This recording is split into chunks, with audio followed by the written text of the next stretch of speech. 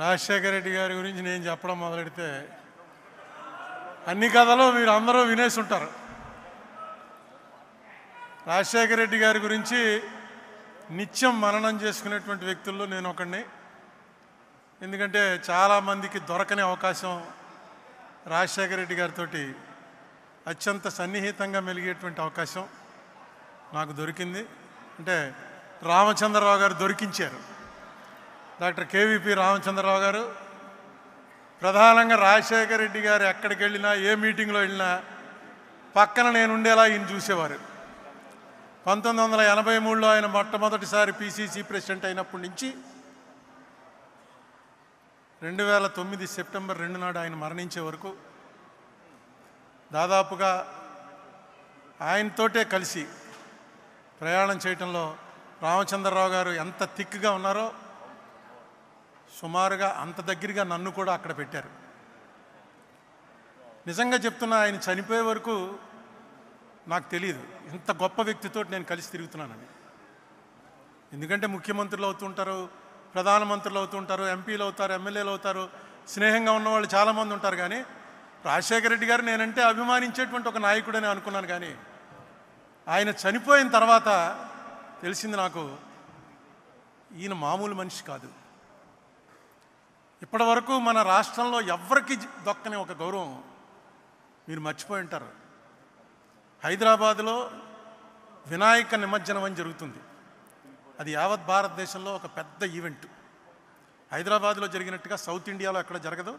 నార్త్లో కూడా ఎక్కడైనా మహారాష్ట్రలో 1-2 చోట్ల జరుగుతుందేమో. రాజశేఖర రెడ్డి గారు చనిపోయిన 3వ రోజునే ఆ వినాయక నిమజ్జనం సరిగ్గా సెక్రటేరియట్ ఎదురుకుండా హుస్సేన్ సాగర్లో జరుగుతుంది. ఆ రోజు మొత్తం అన్ని ఆఫీసులు మూసేస్తారు, స్కూల్స్ మూసేస్తారు. పోలీసులకైతే ఆవేళ ఉన్నంత పని సంవత్సరంలో ఎప్పుడూ ఉండదు. చాలా అసలు ఊరంతా డ్రామా, డప్పులు, డ్యాన్సులు భయంకరంగా ఉంటుంది.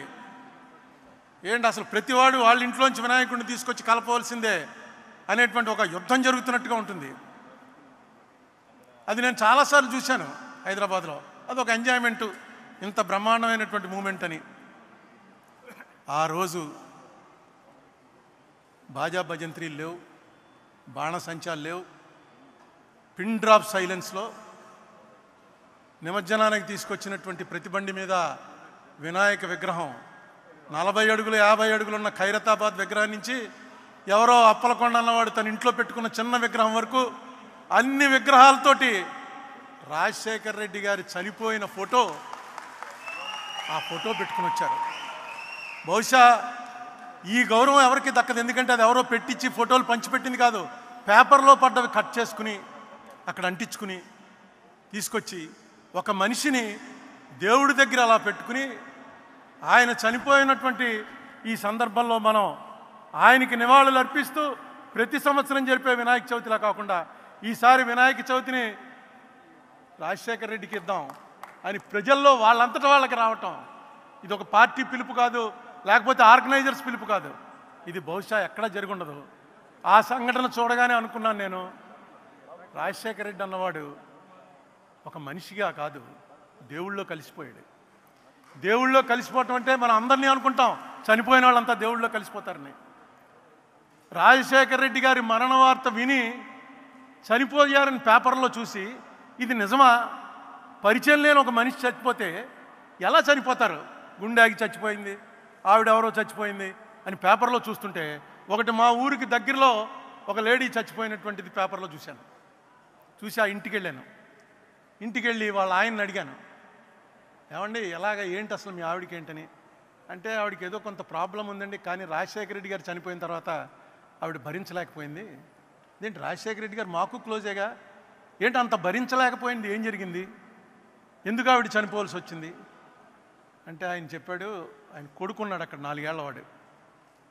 ఈ కుర్రవాడికి హార్ట్ తేడా వచ్చిందండి, మేము ఎఫర్ట్ చేయలేము, మేము తీసుకెళ్ళి అతనికి ఆపరేషన్ చేయడానికి. రాజశేఖర రెడ్డి గారు ఒక స్కీమ్ ఏదో పెట్టాడు, ఆయన్ని మేము కలవలేదు కూడాను. పిల్లలకి ఎవరికైనా సరే ఈ తేడా వస్తే ఆ ఆపరేషన్కి అయ్యే ఖర్చు, అప్పటికి ఇంకా ఆరోగ్యశ్రీ రాలే, ఆ పిల్లవాడికి సంవత్సరం వయసు ఎంతో, ఆ అయ్యే ఖర్చు అంతా కూడా ప్రభుత్వం భరిస్తుందని డిక్లేర్ చేశారు. ఇది ఊహించలేదు మేము. చచ్చిపోయాడు అనుకున్నాం, ఎప్పుడు చచ్చిపోతాడో తెలియదని డాక్టర్లు చెప్పారు. గుండెలో తేడా ఉంది, ఎప్పుడు చచ్చిపోతాడో తెలీదు. ఆపరేషన్కి 4-5 లక్షలు ఖర్చు అవుతుంది, మీరు పెట్టుకోలేరు. అలా ఉన్నంతకాలం ఈ మందులు వాడుతూ ఉండండి అని చెప్పారు. కానీ ఇదేదో భగవంతుడే ఇచ్చాడు మాకు అనుకుని వాడిని ఆపరేషన్ చేయించాం. వాడు బతికాడు, శుభ్రంగా ఉన్నాడండి. ఈ రాజశేఖర రెడ్డి గారు చచ్చిపోయిన తర్వాత టీవీలో వస్తుంది, అమ్మా అన్నా నమస్తే, అమ్మా నమస్తే, బాబు నమస్తే అని రాజశేఖర రెడ్డి గారిది ఆ పాత క్లిప్పింగ్ ఏదో తీసి టీవీలో చూపిస్తున్నారు. ఈ కుర్రాడు 3 చక్రాల సైకిల్ ఎక్కి అమ్మా నమస్తే, బాబు నమస్తే. అతనికి రాజశేఖర రెడ్డి తెలీదు, ఆపరేషన్ గొడవ తెలీదు, వాళ్ళ అమ్మ గొడవ తెలీదు, నాన్న గొడవ, ఎందుకు బతికాడో తెలీదు. ఆ టీవీలో చూసింది సైకిల్ తొక్కుతూ రైమని సైకిల్ తొక్కుంటూను అమ్మా నమస్తే, నాన్న నమస్తే అని అంటుంటే చూసి ఏడ్చి బెంగ పెట్టుకుని మేము తీసుకెళ్ళామండి హాస్పిటల్కి. కానీ పని జరగలేదు, పోయింది. కొడుక్కి ప్రాణం పోసిన రాజశేఖర రెడ్డి ఇంత అర్ధాంతరంగా పోతాడని ఊహించలేదు. మేము కూడా అనుకోలేదు. బాధపడుతోంది, ఏడుస్తోంది, కానీ ప్రాణాల మీదకి వచ్చింది అది మేము అనుకోలే. ఆఖరి నాకు హాస్పిటల్కి రష్ చేసేటప్పటికి లేదండి ప్రాణం పోయిందన్నారు. నిజంగా అది మేము కూడా ఊహించలేకపోతున్నాం. ఏ జబ్బు లేదు, వయసు చూస్తే 40 ఏళ్ళు, లేటుగా పుట్టాడు, ఒకడే కొడుకు, వాడు చచ్చిపోతాడా అనేటువంటి దీంట్లో ఉన్నప్పుడు రాజశేఖర రెడ్డే ప్రాణం పోశాడు. ఆ రాజశేఖర రెడ్డి హెలికాప్టర్లో బయలుదేరట చచ్చిపోవడం కూడా ఒక రోజంతా ఈ రాష్ట్రం మొత్తం ఏడిచింది. పార్టీలు మర్చిపోయి ఏడిచింది. గుళ్ళో, మసీదుల్లో, చర్చిల్లో ప్రార్థనలు చేసుకున్నారు. ఆర్గనైజ్డ్ కాదు, ఎవడ మట్టుకోడు దండం పెట్టుకుని రాజశేఖర రెడ్డిని బతికించే బాబు, ఒక్కటే అడుగుతాను, రాజశేఖర రెడ్డిని బతికించే చాలని.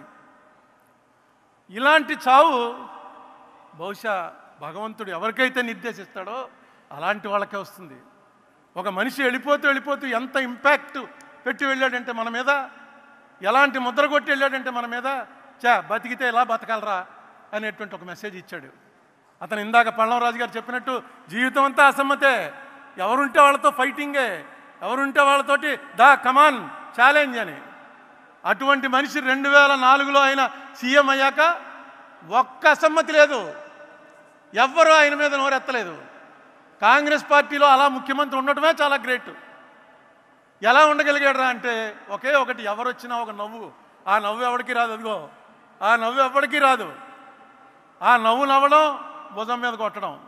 రోజుకి ఎంతమందిని చూసేవాడో తెలియదు మనకి. పొద్దున్నే వచ్చిన జనాల్ని టెంట్లో, మిగతా మాలాంటి వాళ్ళందరినీ తలుపు దగ్గర ఇలా నిలబడేవాడు. తలుపు ఇలా తీయటం, బయట 50-60 మంది ఆయన్ని నమస్తే అండి, ఏయ్ నువ్వురా అన్నాం. లోపలికి కూర్చోడాలు ఏమీ లేవు. లోపల రాగానే ఏంటి అది కాదండి అంటే, అది కాదు, కాగితం తెచ్చావా, కాగితం తెస్తే కాగితమి అన్న, కాగితం తీసుకోవడం. ఆ కాగితం తీసుకున్నాడు ఆయన అంటే అయిపోయినట్టే, 90% పని అయిపోయినట్టు. ఒకవేళ అది అవ్వకూడని పని అయితే మొన్నటి పొద్దుటికి మనకు మెసేజ్ వచ్చేస్తుంది. ఇలాంటి నెట్వర్క్ ఆయన ఎప్పుడు ఏర్పాటు చేసుకున్నాడో, ఎవరితో డిస్కస్ చేశాడో ఎవరికి తెలియదు. ఈ రామచంద్రరావు గారి ఆఫీస్ ఎక్కడో ఉండేది, రాజశేఖర రెడ్డి గారి ఆఫీస్ ఎక్కడో ఉండేది. ఎప్పటికప్పుడు ఇక్కడ ఏం జరుగుతుందో అక్కడికి తెలుసు, అక్కడ ఏం జరుగుతుందో ఇక్కడికి తెలుసు. బహుశా డెలిగేషన్ ఆఫ్ పవర్స్ అనేది తెలుసున్నటువంటి, నేను చూసిన వాళ్ళలో ఇంత బ్రహ్మాండంగా తెలుసున్నటువంటి ముఖ్యమంత్రి కానీ నాయకుడు కానీ మరొకరు లేడు. ముఖ్యమంత్రులు అవుతుంటారు పోతుంటారు, కానీ నాయకుడు అనేవాడు అవ్వటం చాలా కష్టం. రాజశేఖర రెడ్డి ఒక నాయకుడు. రాజశేఖర రెడ్డితో 20 సంవత్సరాల పాటు ఏ పదవి లేకపోయినా అనేక మంది ఆయన వెనకాల వెళ్ళారంటే ఆ ఫేస్లో ఉన్నటువంటి ఆ గ్లామరు, నీకు కష్టం వస్తే నేను నిలబడతాను రా అనేటువంటి ఒక మెసేజ్ చెప్పకుండానే ఇచ్చేవాడు. ఎవరికి ఆ మాట అనేవాడు కాదు. ఆయన దగ్గరికి వెళ్తే ఆయనతో 2 నిమిషాలు మాట్లాడాక డెఫినెట్గా ఈయన మనకు కష్టం వస్తే నిలబడతాడు, ఈయనే మన లీడరు, ఈయనకి కన్సూప్ మేరలో ఈయన ఏమి అవ్వడన్నా ఎప్పటికోకప్పటికి ఈయన డెఫినెట్గా ఏదో అవుతాడు, మనల్ని కాపాడతాడు అనేటువంటి ఒక నమ్మకం కలిగించాడు రాజశేఖర రెడ్డి గారు. ఈవేళ ఆయన 75వది, మళ్ళా 100వ జయంతి కూడా చాలా గ్రాండ్గా జరుగుతుంది. అప్పటికి నేను ఉన్నాను. ఈవేళ 100వ జయంతి అనుకుని కూడా వస్తున్నాను. ఇంకా ఎందుకంటే ఈ మనిషి జ్ఞాపకాలు నిలిచిపోయే జ్ఞాపకాలు, మరిచిపోయే జ్ఞాపకాలు కాదు. ఈ మనిషిని మీరు ఇష్టపడుతున్నది ఆయన మీకేదో సాయం చేశాడని కాదు, ఇలాంటి వాడు ఒకడు ఉండాలిరా అని. సాయం అక్కర్లేదు మనకి, ఆ మనిషి మొహం ఒకసారి తలుచుకుంటే ఒక్కసారి తెలియకుండా ఆనందం కలుగుతుంది. ఇదే పరిస్థితుల్లో రాజశేఖర రెడ్డి ఉంటే ఏం జరుగునరా అనుకుంటే ఖచ్చితంగా మంచే జరుగుతుంది అని మనకి నమ్మకం వస్తుంది.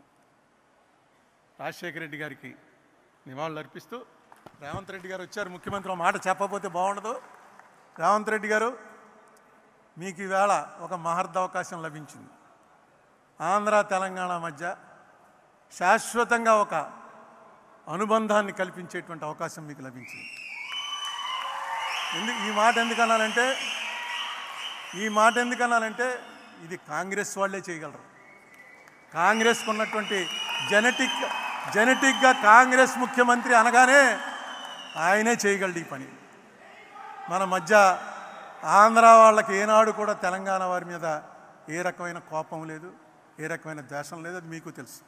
మీకు మా మీద కోపం వచ్చింది, దానికి ఒక కారణం ఉంది, అది మాకు తెలుసు. లేకపోతే పొన్నం ప్రభాకర్ నేను 5 ఏళ్ళు మాట్లాడుకోలే. 5 ఏళ్ళు రోజు ఇద్దరం ఎంపీలం బాగా క్లోజు. అలా మోహన్ చూసుకుని పక్క పోతూ రుద్రరాజు తండ్రి చచ్చిపోయిన రోజున మళ్ళీ వస్తే ఏం పొన్నం అంటే ఏం అరుణ అన్నాడు. ఏంటంటే కారణం రాజకీయ కారణాలు. ఈ కారణాలన్నింటినీ కూడా ఒక్కసారి దాని మీద దృష్టి పెడితే రేవంత్ రెడ్డి గారు ఖచ్చితంగా వీటిని సెటిల్ చేయొచ్చు. ఆంధ్ర తెలంగాణ ఓన్లీ టెక్నికల్గా 2 రాష్ట్రాలు తప్ప ప్రజలు మాత్రం ఒకటే అనే మెసేజ్ ఇవ్వగలరు.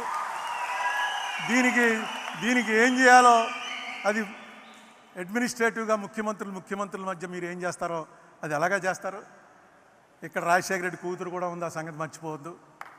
రాజశేఖర రెడ్డి కూతురు రిప్రజెంట్ చేస్తూ ఏమి చేస్తే ఇక్కడ వాళ్ళకి బాగుంటుందో, ఏది మీకు నష్టం లేకుండా కష్టం కలగకుండా ఆంధ్ర ప్రజలకి ఉపయోగకరంగా ఉంటుందో ఆ ఆలోచన మీకు ఆల్రెడీ స్టార్ట్ అయింది. దాన్ని ఇంకొంచెం పెంచండి. రామచంద్రరావు కేవీపీ లాంటి వాళ్ళు ఎలాగా ఉన్నారు మీకు హైదరాబాద్లోనే ఉంటున్నాడు ఆయన. మీకు ఎప్పుడు కావాలంటే అప్పుడు సహాయపడతారు.